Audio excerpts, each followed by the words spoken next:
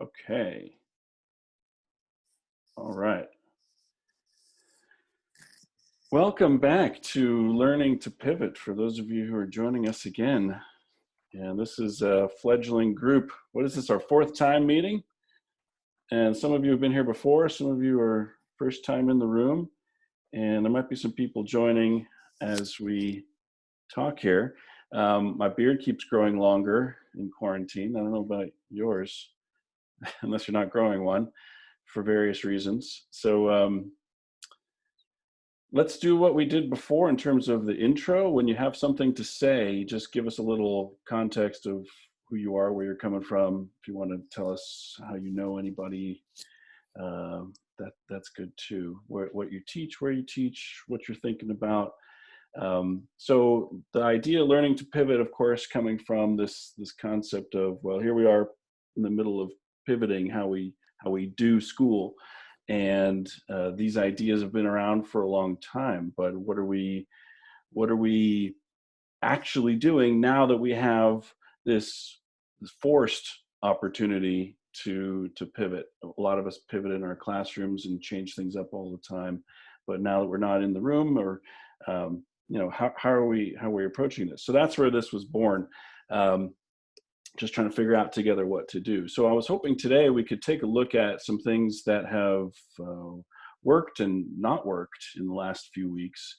And maybe if we could together brainstorm, discuss, like, what are some of the variables, what are the different parts of those scenarios that make it so that things are working, and what does working look like? Of course, I trust all of you to help us figure out what does that even mean, because making things work looks differently all the time. So that's our prompt for today. I'm going to throw it out there. So what have you seen in the last few weeks that is working or not working? What are the challenges? What are the successes? A couple of people coming into the room still. And then let's sort of brainstorm and figure out how that worked, and maybe be critical friends with each other and get some good ideas going. Sound good? All right. So I'm Brian Sanders, and I've been teaching for 24 years in the Los Angeles area, high school English and blended with ed tech. And now I'm focusing specifically in the elementary school classroom as the academic technology specialist. So I support teachers, and I also teach programming and robots and all kinds of great things with Minecraft and Tinker and Make Code, etc. So that's me. Tell us what you're thinking about.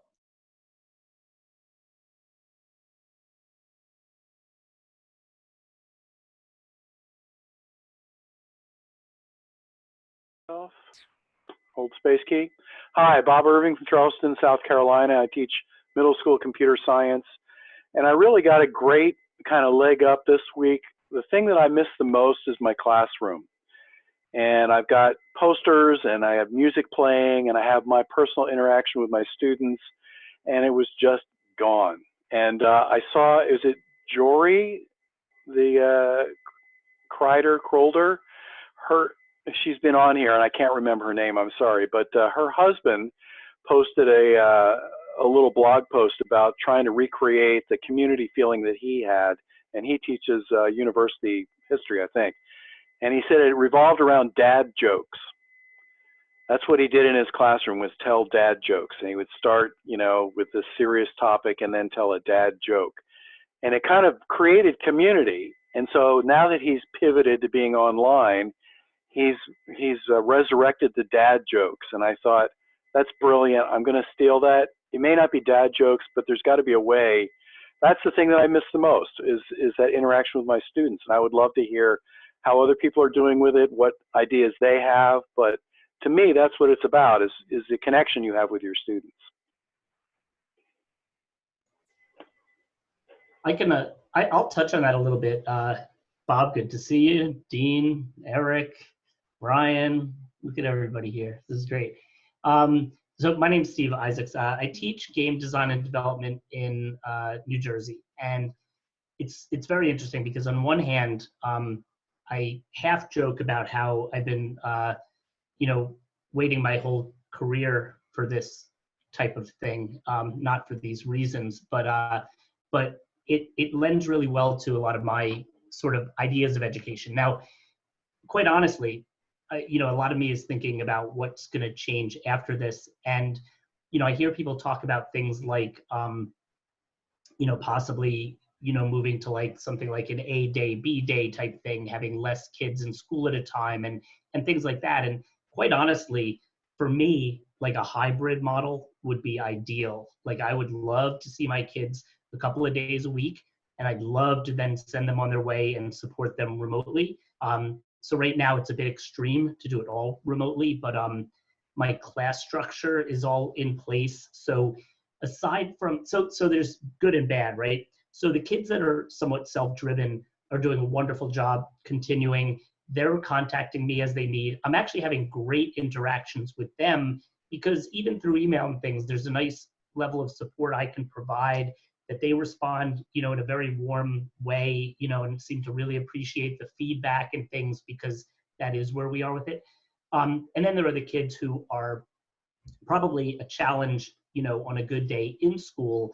And now that they're home, I find myself spending much more time than I'd like, sort of hunting them down, doing due diligence about saying, hey, you didn't, check in yesterday, you didn't hand this in. And the good side of it is they are actually being fairly responsive to that. But that part's a lot of work that I would far prefer not doing. Like that's not the part that I enjoy.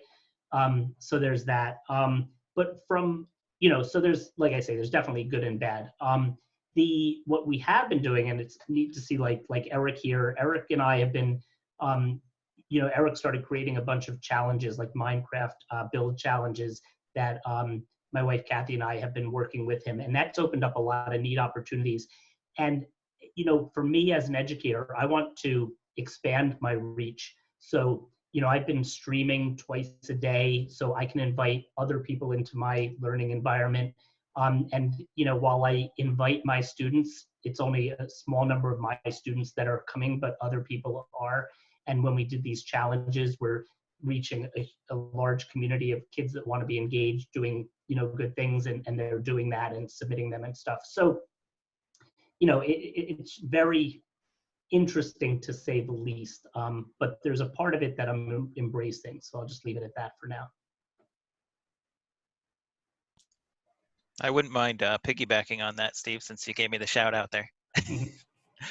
Hi, this is actually my first time on here. So Eric Leitner, I'm a STEM and computer science instructional facilitator for Broward County Schools. I work on the district side to support schools and teachers with their STEM initiatives, their computer science initiatives, specifically with creating opportunities, engineering challenges, coding challenges, and so on. We create events throughout the district and outside and beyond the district, sometimes even at the state level. And that actually is what kind of Steve was referring to is I started very quickly as soon as all of this, we found out, we went home May 14th and we were told May 14th, don't come back. So all of my stuff was at my desk. Half the things that I would have done are not happening. Our largest event every year is, I'm also, if those of you who are familiar with the program SECME, I am the SECME regional coordinator for Broward County Schools and for the Broward County area. Our major event every year is April 4th, and literally it's gone. And it's devastating that it's gone. I mean, this would have been our 32nd straight year of doing it. So I was in school when it was a thing, and now I'm keeping it going. But it was absolutely devastating. I have teachers who their projects are literally sitting on tables never to be run, and banners they've created for their teams, and engineering and coding projects that are sitting either on tables or on laptops in classrooms that they have no access to. So all of the investment, all of the work that those students have done is just sitting there collecting dust right now, and that is devastating. But at the same time, the role has given us a tool set that I have to say we're very privileged to have, that most teachers admittedly either don't have or didn't have access to in the first place. So we have access to fantastic online resources for computer science and coding. I'm a code.org facilitator as well. So we had curriculum and things like that already in place, ready to go, that is continuing and hasn't stopped. If anything, it's grown because the students have more time to invest in it. not only has Minecraft usage skyrocketed, but I've had teachers who never touched it all of a sudden reaching out, wanting me to kind of train them remotely if I can so they can get started. And seeing that excitement and talking to Steve, talking to Kathy about these things, we realized this is something that we can make bigger. It doesn't have to be in our bubble, right? We can create these opportunities and offer them, especially since we're doing this digitally now, to absolutely everyone. So the challenges Steve have mentioned, we're meeting with people right now that they're getting translated so we can expand them into other countries. So there's a a give and take. There are definitely things that fell apart that emotionally are even devastating, but there are things that I think are now in the spotlight that deserved the spotlight long before this, and it's discouraging that it took this to bring them into the spotlight, but at the same time, at least they're in the spotlight. Anyway, I'll be quiet. I'd like to jump in just a little bit off of what Steve and Bob were saying. I agree with Steve. Like those students who are totally on board, they're rocking it right now. By the way, John Wick here, middle school science teacher down by LAX in California. But basically, yeah, like I spent a good portion of my day hunting down those students that, like Steve said, on a good day are hard to teach in a physical classroom. But building off of that and off what Bob was saying, I found that one of the ways that I've been able to really kind of keep that classroom feeling is to allow some of that really unstructured time in the video chat when I'm having it with my students. Because in a normal classroom, when you're giving a lesson, you'll get the random question that is totally a non sequitur, off topic, has nothing to do, like, what did you eat yesterday, Mr. Rick? I'm like, oh, okay, this is what I ate. But allowing for just the conversations to happen so that you can have those connections with the students, and kind of pulling back from this has to all be academic, this has to all be this, because then I think we lose that classroom connection, the real person to person feeling that we could have with our students, and that is developed in the classroom.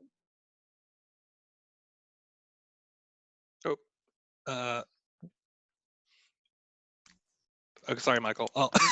Hi, my name is Brent Warner. I am a professor of English as a second language at a community college. So I'm not sure, or here in California, I'm not sure if my situation is totally different. If more people are K-12, or we'll hear as the introductions come. But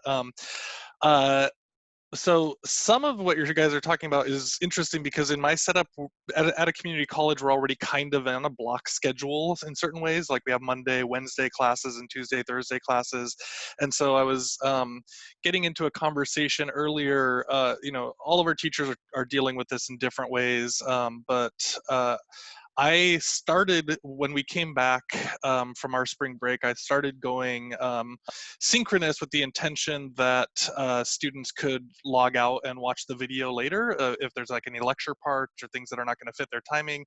But I'm also doing lots of breakout rooms with them and having them interact with each other. And because my population is English as a second language, and a lot of them are Chinese, and feeling disaffected being Chinese and dealing with the racism and things like that that are happening around those issues, they are really jumping in more than before, even, I would say. And I had a pretty good class this semester, and I still do have a pretty good class, but they're really jumping into this idea of still being able to connect, because that's a really big thing, is like, hey, I'm stuck out of my country, not in my language, and I don't have an opportunity to interact with people. And so they really are coming into this synchronous thing. And even though many of us are saying, hey, we understand there's stress and there's things, and we're trying to be as human as possible with all of the opportunities for them, I say, like, hey, at this point, you guys can go home. I'm sorry, wrong phrasing. We're trying to get used to not saying that. You can log off, but most of them are sticking around, and they just want to be part of the conversation. And I am finding that the opportunity, even if I'm doing kind of lecture-y type of things on how to construct an essay or whatever it is, they want that immediate feedback, so they can ask something immediately and then come back and make adjustments to what they're talking about. And instead of all asynchronous, where they would watch a video, maybe they'd have a question, and I might forget to respond to it, or they don't have a convenient place to put it in. Even if you're using something like Edpuzzle, they can put their questions in or whatever. But I've been surprised for me at how much my particular group of students is looking to continue the synchronous conversation rather than, oh, just let me do this when I want to. And of course, they're always, as was mentioned, they're always kind of those students who want to do something separate, but the vast majority has really hooked into meeting together at the same time and wanting to share their ideas and share their experiences with each other on a regular basis.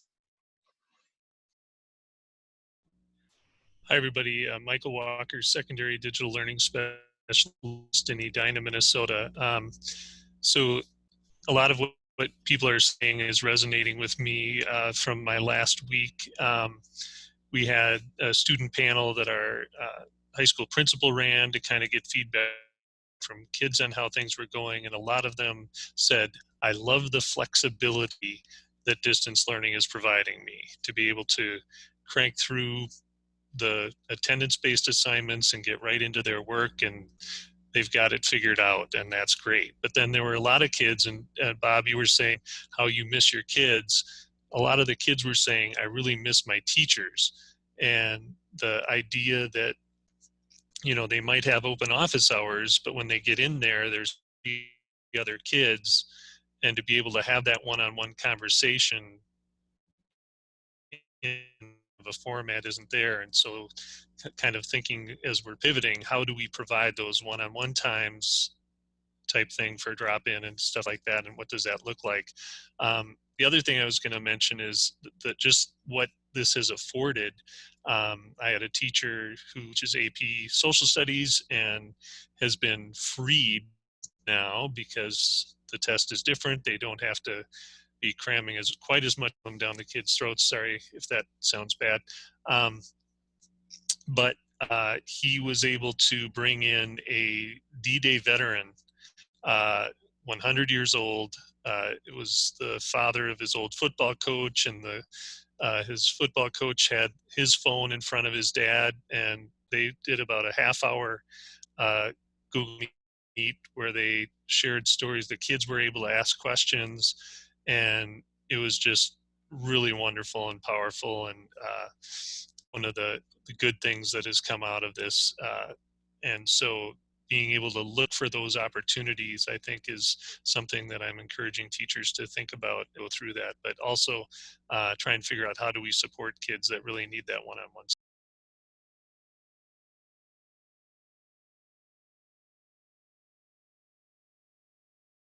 I'd love to jump in too, because my name's Nicole. I'm actually one of Dr. Robert's students. So I teach in the Middle East. So we've been remote since February 25th. So we're going into 7 weeks now. And so similar to like what Steve and John was saying, a lot of my keen kids started off really good, and then they've hit kind of a dip. So I'm seeing a lot more where kids are going kind of in and out of being motivated and really involved, and then they will just have drops and they will drop off the face of the earth. And it takes a bit to kind of dig them back and find out where they are and what's going on. Most of my meetings, we do 2 meetings a week that are just check-ins, that are just wellness check-ins to say, how you doing, just for the kids to connect. I have kids that have scattered and have gone back to their home countries, so they're missing their friends more than anything else. That's the biggest thing for them. So those meetings aren't academic at all. They're literally just to connect. We do a little check-in, like a 1 to 5, and then my kids that are sitting low after, I just call them. So I'm going through and just one-on-one calling them and just chatting, just seeing like, what's your day been like, what's on your mind? And I think that's helping us kind of stay afloat. But yeah, definitely 7 weeks in, you start to see things shift. It's not the same, and it can't be the same. So yeah, we're hanging in there.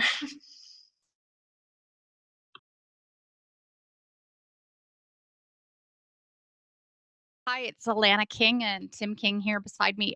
We're here in Elora, Ontario, Canada, and yes, it's still snowing. What we're frustrated about today is a lot of what you said is managing sort of the systemic decisions to not do any of the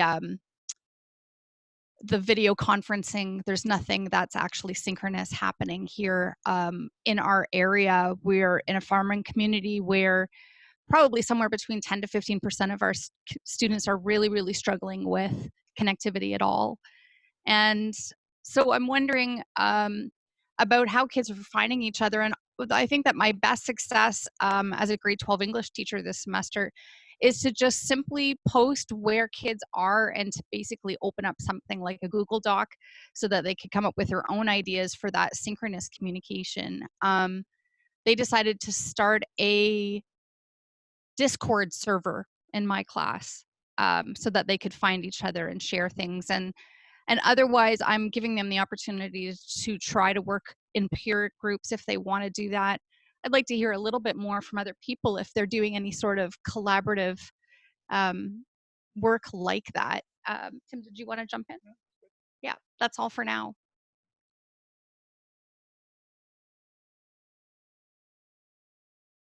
I guess I can go.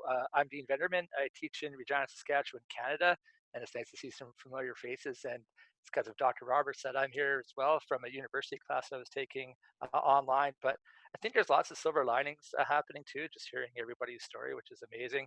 But I think like I even encourage my own two kids that take an online class, you know, throughout before all this happened, because I think that's the way learning is going in the future anyways. If you're going to be a lifelong learner, you know, if you have a job and stuff, you're going to have to connect. So I'm hoping for a lot of kids, this will give them the opportunity to learn in this manner. And also as educators too, like we're talking about building relationships and talking, I've done the same things a couple of the other guys have done in terms of just having some open sessions and people have come on and kids are teaching me things, which is always great. And is what I always like we're jumping in teams and I'm still trying to figure out some of the things in there. We're having a blast doing that. You know, got on a Minecraft server too and played some Minecraft with my students, and we had a blast doing that. So I can take some of my projects that I did before and do it. But I think you know, teaching traditionally the way it is now, I don't think it will work. I think we have to be flexible. So I have an opportunity. Kids can learn in different ways. They can jump on an online course. They can do a Genius Hour project. You just want to get that love of learning and having that feedback and that conversation. And hopefully the kids really enjoy it and they see where this can take them in the future too. So again, just like a lot of people have said, you hate to see what's happening in the world right now, but I think this could be a catalyst for moving education forward and really grabbing that online learning. So thanks guys. I love hearing what everybody's saying and I hope everybody's safe and well.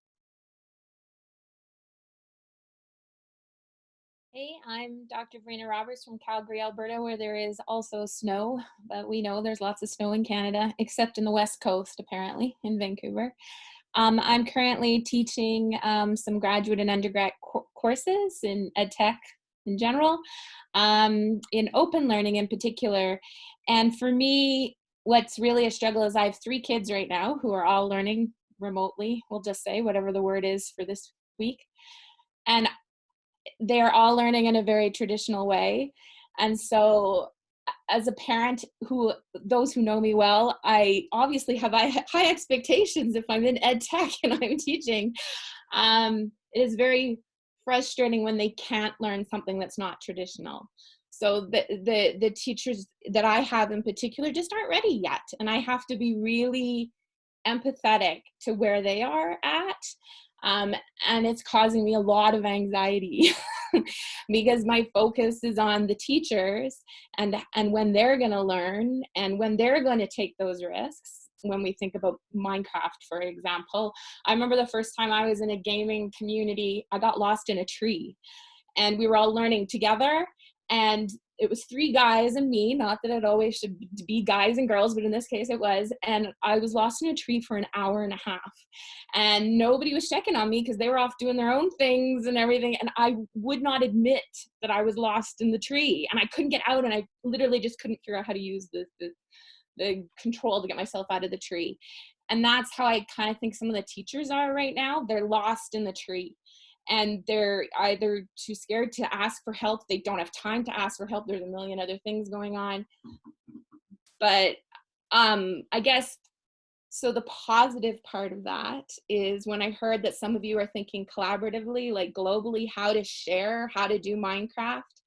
I watch my kids who would rather play Fortnite all day than do their math worksheets, and I'm like, please tell me how I can get them into your Minecraft worlds, and how can I support you, because it just seems kind of like a waste right now, and I don't know what to do. And I'm seeing a lot of that tension with parents right now who are like, why are we doing this? Why are we putting our kids through this? So those are my challenges.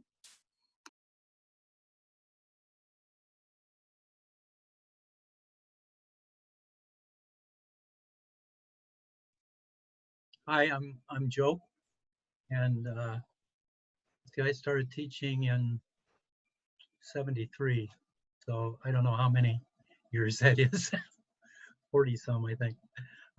But my background is physics and science, and I come after hearing what people have talked about. I will offer two anecdotes. One, in around 96 or 7, we tried to do ISDN lines that had just come out. I don't know how many people remember those, but we were at 56K. And so I had a working relationship with GTE. At that time, I had 21 T1 lines going into my school, and we were trying to do video conferencing with UCLA and a bunch of stuff. If you want to know about that, ask me some other time. But we did an astronomy class. We had 3 teachers and 7 schools, 20-some students, and GTE paid to put ISDN lines into each of the kids' homes. So that was the deal. At that time, this was going to revolutionize education. So I did mention that was 96, right? And some of the things we found anecdotally, the first thing was the kids were really frustrated because they didn't know when they handed in their homework, they didn't know if they were doing enough or not. And we realized that they were used to looking at other people's work as it was being handed in. So there are some subliminal messages and all kinds of stuff that goes on in the classroom that we're not aware of. They were looking to see who was typing and whether they should type. They were doing all of these kinds of things to determine how they fit in this system and what they needed to do, typically the minimum they needed to do to be in the top echelon. And so there was this negotiation that took place in the regular classroom that they couldn't do because they could no longer see what other people were doing. And so they were panic-stricken, that's a heavy term probably, that they were afraid typically that they were doing too much. We didn't get anybody saying they were afraid they were doing too little. We got a number of people that were afraid they were doing too much. But there's an interesting shift when you move from a physical classroom, and I'm saying beyond even synchronous, to the physical classroom, and all of the things that are happening subliminally and because of that environment that goes into the kids' attitude, formation of attitude about what it means to learn. That we have the opportunity with this new format to restructure.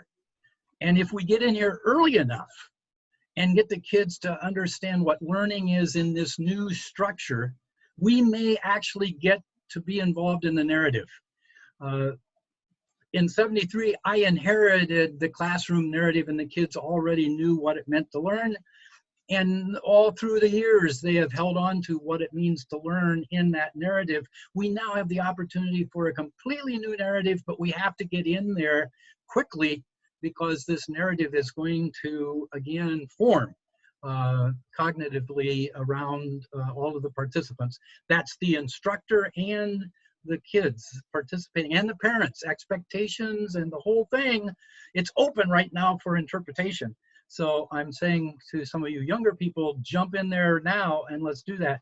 The second anecdote that I would bring up is, it doesn't matter what years, a couple of, maybe 8 years ago, we set up a Playmaker School, which was designed all around technology and play. And so we had no curriculum per se.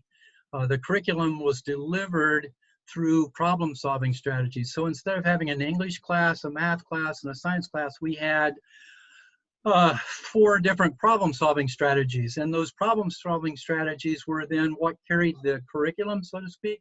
And that meant that we had an automatic integration of the curriculum. This required a special teacher kind of person. This we did at the 6th grade because we thought we could avoid the pressures of university and application. It turns out we couldn't. So even as early as the 6th grade, the parents they loved it, the kids loved it, but they were afraid of the impact on the SAT scores even at the 6th grade. But what we did is we created these games. One game I'll try to explain very quickly is we were doing ancient civilizations. We put the kids on the Nile in groups of, I think, 3, and we said, okay, you need to thrive and survive. And so the first thing the kids asked was, what are the rules? Well, we don't know. Well, how do we make the rules? Well, we don't know. And so the kids came up with the idea of a council of gods. Ra was the chief god. And so you petitioned the council for some rule that you wanted to be put into the game. And then, of course, the question became, well, what's a good petition? And so then they came up with the idea, well, we're going to write a petition. The beauty of this is the kids actually self-assigned a writing assignment. And not only did they self-assign the writing assignment was relevant to them because they needed to write this in order to get the rule they wanted. And so it wasn't something they were doing just for some teacher. It had immediate relevance. And then, of course, they asked, well, what's good writing? And so we did a problem-solving strategy where we gave them each about 15 paragraphs that kids had written and asked them to go through and, identify what was good, bad, ugly, that kind of thing. And then we talked about what were common. They came up with a topic sentence, a main body, and a conclusion, which was pretty cool. They came up with that themselves. And so those were the rules that they used for what was a good proposal that the Council of Gods used. And so they would submit these proposals, rules got made. One of the groups decided they lived near the desert and they wanted camels. And so they created a rule. They wanted camels to be brought in, and this is how you got camels, and this is where they were, and all that kind of stuff. One group decided they wanted what the other group had, and so they were going to go to war. And so they proposed going to war, and immediately the parents blew up. This was 6th grade. Half the parents were like, my kids are talking about war, and the other half was like, well, how can you not talk about war in ancient civilizations, et cetera, et cetera. And so what was really cool about it is that in the end, the kids actually abandoned the idea of war and developed commerce instead, because when they started creating the rules for war, it was too risky. And so it's kind of interesting, the learning that was coming out of this and the idea of creating game modeling as a learning avenue for developing or for transmitting curriculum. I think we're at a point where we might be able to develop some of these ideas, and that's like the Google Docs allow us to do some sharing. We've got videos we can share. So I'm just throwing that out there as a possibility for this new educational experience that we all hope to participate in. That's it.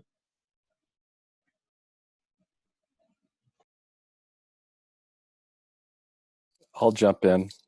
Team, am I being heard okay? I have these earphones that act up. Okay, great. I'm Philip Mulbash. I'm a professor at Loyola Marymount. Brian used to be a student of mine. I was on his committee, so now the teacher has become the student in this case. So kudos to this venue. I think it's actually a pretty good proof of concept for kind of an image of what is possible. About 20 years ago, a guy, Tom Carroll, was at the U.S. Department of Education. I think he was the Undersecretary for Educational Technology, and he wrote an article which you can find online called if we didn't have the schools we have today, would we build the schools that we have today? And I think we're kind of in that moment right now because we don't have the schools that we have today. And a lot of his solutions really apply to now, and I'll let you read it, but he really was dissolving the notion of a teacher and a student and breaking it down into expert learner and novice learners. and blurring that distinction. And this is, I mean, CD-ROMs were brand new practically when he wrote this, and the idea of what we're doing now was just a fantasy, except for the fact that the university I was at was connected to internet too at the time, and so we were able to communicate at speeds 1,000 times faster than these ISDN lines. So we actually were doing synchronous classes across the country with other classes. But psychologically, we were still very much connected to doing the same form of a class with the professor and students, and kind of the professors talked, and a little bit of an opportunity for these graduate students to kind of chime in. And I think, I don't know, it's chaotic. I think we're still all very psychologically connected to what school has meant to us, and our students clearly miss their friends, they miss their teachers. And I think it's going to cause us to kind of fundamentally rethink what the purpose of the brick and mortar school is. It's needed. If you're a parent, you need your kids to disappear for the day.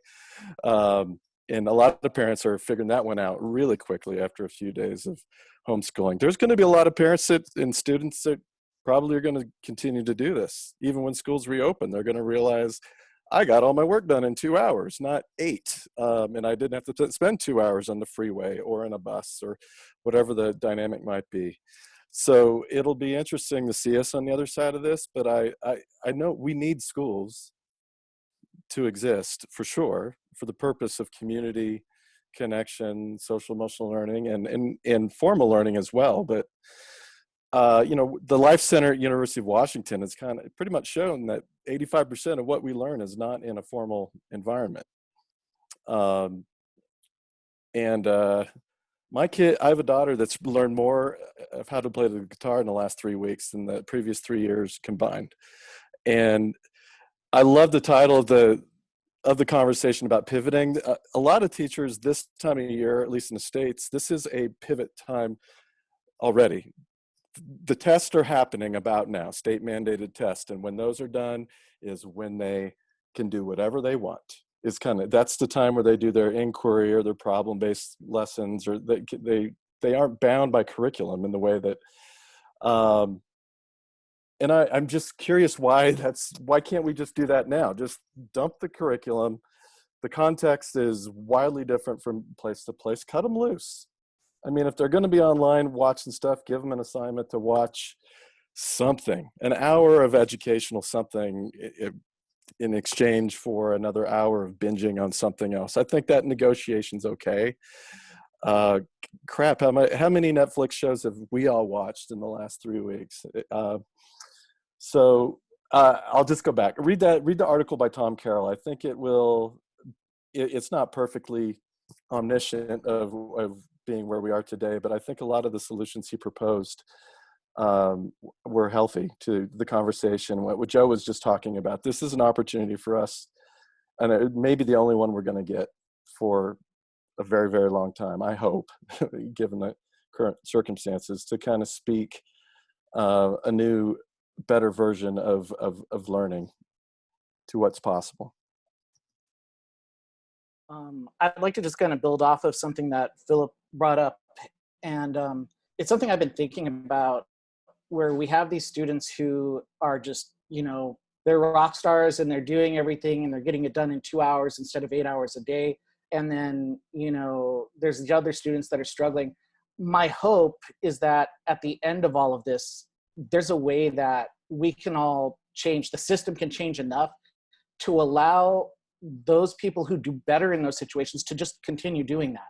And those that need us there in the physical classroom, so that, we could give them that support, so that we could help guide them when they're not maybe, as self-motivated to do so, they're getting the help and support that they need. But I think for me personally, I've been thinking a lot about it. And my hope is that when this all kind of resolves itself, that school districts and policymakers are open to that kind of situation where we can have students say, no, I learned better this way. And I have students right now who struggled in my physical classroom that are just doing outstanding work virtually. And the opposite, I had students that were A students that are like freaking out at the moment. And so I think if we really want to get to like what everyone has been talking about for, the past 10, 15 years about, individualizing instruction and differentiating and doing things to actually meet the needs of the individual student, a good way to do that is to take a look at, well, how do you learn as a student best? And why not just provide that for you instead of saying you're going to fit into this cookie cutter model that we established hundreds of years ago? It doesn't make sense. I'll piggyback on that. I'm Chris Bell. Currently with EdTech team, but have a lot of experience. Hey, John. Got to meet John face to face last year. And it's good to see some familiar faces on here with Verena and Michael Walker and just people I've known for a long, long time.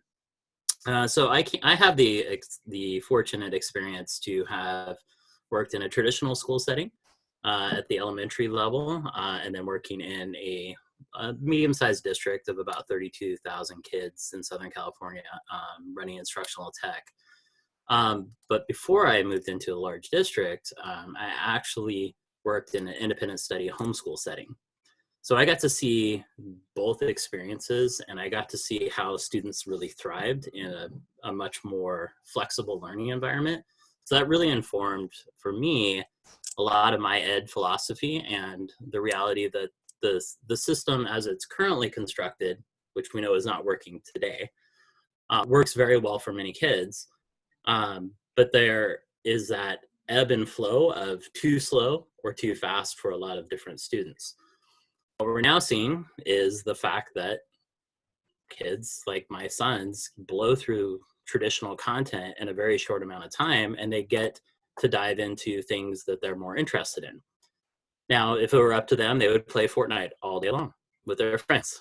And so fortunately, both my wife and I don't want that to happen. So we provide them with a mix of activities. But what I'm really most encouraged by is two factors. One, when I started teaching, I actually taught online from middle school and secondary about 10 years ago, starting 10 years ago. And the tech was terrible. It was awful. Fast forward to 2020, we have so much better capability. So I'm really encouraged by the capability, and I also am encouraged by the community built around EdTech and in rapidly designing solutions that support student needs as well as parent needs. My one concern is that the system is going to try to reestablish itself as quickly as it can. And I'm seeing this with my kids' district, and that they are trying to replicate the regular school day as close as they can. And that's a concern. And perhaps it's because the teachers that, they're in an affluent district, they're, they don't need to change what they do because it's been working. But that is a concern that the system's going to be reestablish itself. And I still think that there's a massive equity issue that is really, really concerning for me, across the US, obviously, but also this is not different. I'm sure there's a massive equity issue in Canada. So those are my primary concerns, but the bright spot is this is the time to personalize learning for kids. We've talked about personalizing education for a long time, but it was always operating within the constraints of a building. So I'm excited by where we're going, but I'm really worried about the system really just trying to go back to what they know best, or it knows best. I'll pop in last, seeing as I'm the only one here, not in education anymore, was there for 40 years. My name is Susan, and I am a psychologist, but I was a school counselor for many years as well. And as I listen to all of you, it's always encouraging to me how much educators care. Right? Educators are super overly passionate, even if it's expressed in different ways. And we all know that there may be some that aren't, but really in my years, the majority are. And they want to do the best. The thing that I was thinking about as you were all talking was, who is taking care of you? Who's checking in with you? Who's affirmed you during these times? Because I don't know about you. I know me being home, and I have all the psychological tools. I always take care of myself mentally very well, but I know I'm feeling a multitude of emotions And I'm not connecting with other kids and trying to help them like I used to be that helper. I'm being a helper in many other ways. There's still lots of volunteer work I do online. But I was thinking about who is taking care of you, who's checking on you. That's my question. I would love to jump after that one. I really would. So my role as a district facilitator is essentially to support teachers. And my first thought when we got stuck is, how do I change what I'm doing, right? So we're looking at change almost from the bottom up, asking what teachers can do better, what teachers can do to affect that change. But we are not saying, what does the district need to change? How can district level support take place?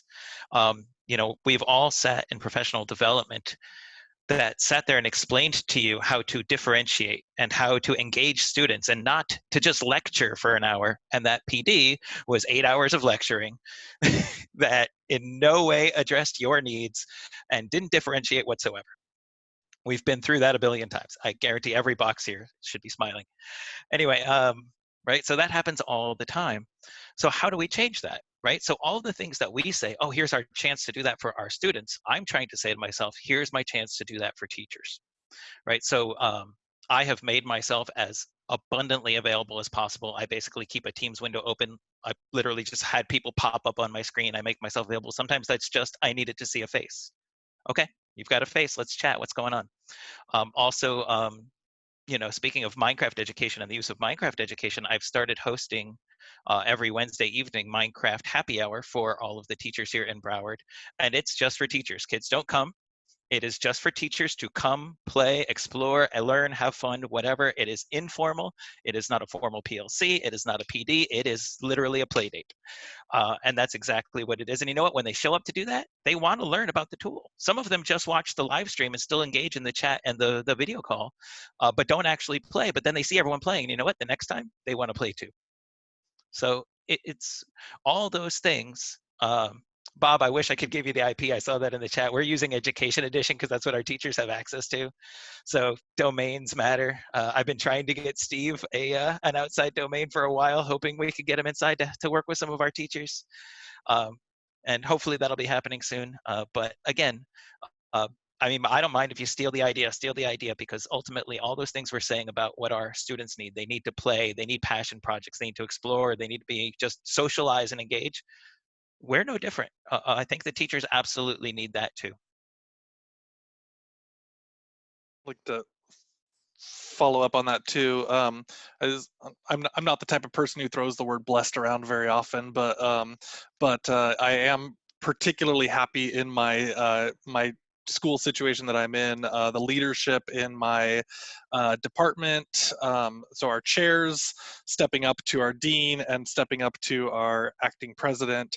Everybody is doing a really, really excellent job right now, and I know this is not the case for everybody. So I'm not, whatever it is. I think it's a great opportunity for leaders at every different level to help the teachers who do not do all the ed tech stuff and who haven't done all these things before, because what they're doing is they're really doing the same type of things that you're talking about here on different levels.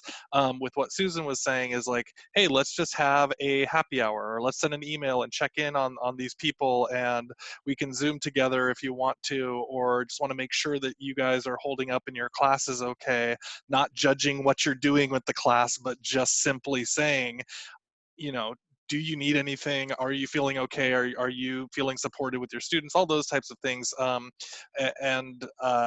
I hope that more people, even if you're not an administrator level, like any of us as teachers can do that for each other as well, and just kind of say, hey, we're here for each other. Like, I know about some of these things. Maybe I can help out if you want it. If you just want a face to log into your, into your Flipgrid to make sure that you made the Flipgrid correctly, or whatever it is, right? Anything that you're doing, I think all of us have that opportunity, and to kind of, lead together with people, and it makes a big difference. I've felt in our community that people are, despite the stress, they still feel encouraged to keep moving forward, which has been a big deal for us. I'd like to also jump in because I feel a lot like Eric. You know, I'm out there right now supporting probably about, and I'm just a teacher. I'm out there supporting maybe 5 or 6 schools and their teachers and how to do all this stuff because that's where my expertise has been. So I've been feeling personally overwhelmed and just consumed by questions, but the desire to want to help and support these teachers. But getting to what Susan was asking, for me, I found that my principal really has been a godsend. He checks in on me. How are you doing? What do you need? And before all of this happened, he set up a Slack channel for all of our faculty, which has been wonderful because within that channel, we have other sub channels and we could talk about really serious school stuff, but then we also check in with each other. We have random stuff, we have jokes. So this virtual community where we know that it's a safe place where we can joke around if we want to. We can be professional when we have to, but it's allowed the ability for us to really help each other out. Just on Friday, I had to have emergency oral surgery, which of course during this time was fun to try and, you know, source a dentist that was open.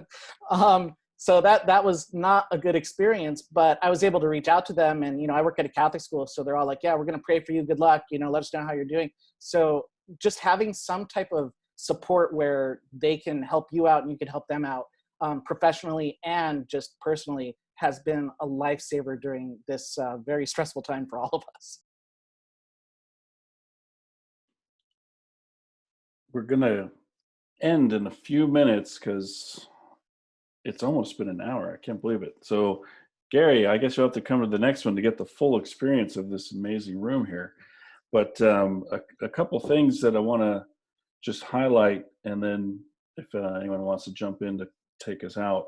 But just I'm already getting some new ideas thinking about. I forgot who it was that said it. The idea of the attendance-based assignment. That was that kind of reframed for me a couple of things that I'm doing in synchronous time that I think is interesting to push on. And then, you know, of course, we're always looking at, you know, what do we call learning? In most of the time, it's teaching, unfortunately. So I want to ask us to maybe bring back some thoughts on that and maybe take that back out and really focus on the idea of learning here and as the only thing that we should ever have been doing, but look at this opportunity we have to really do it in a whole new way. Yeah, and it looks like Dr. Molbash gave us some homework, some Tom Carroll, so we ought to take a look at that. And you know, I had this came up before in a different chat that we had, I think a week ago, the idea of the special guests. I haven't done it yet, but it's nice to see that some people are thinking about it and doing it. And I think that, you know, like, so really rethinking the time that we spend together. And because, you know, you're right, Joe, you brought up about like what we do when we're all together in the room and the kids are doing things that we're not even aware of because they're just young human beings trying to figure out how they fit in and whether or not what they're doing is, you know, right or wrong. And there's, you know, I don't know, it simultaneously made me wonder, we're not going to be able to capture some of that, but think about, well, maybe there's just some new way of using this kind of connectivity that we haven't quite brainstormed to wonder about how we can create that space. Obviously the virtual reality space would do it, or some sort of mixed reality, but I don't know, rolling that hardware and software out in this situation is not so feasible. So any parting thoughts before we close out? Gary, you want to say something? Scott, I see you there. Gary can't talk. Gary, just make a funny face at us.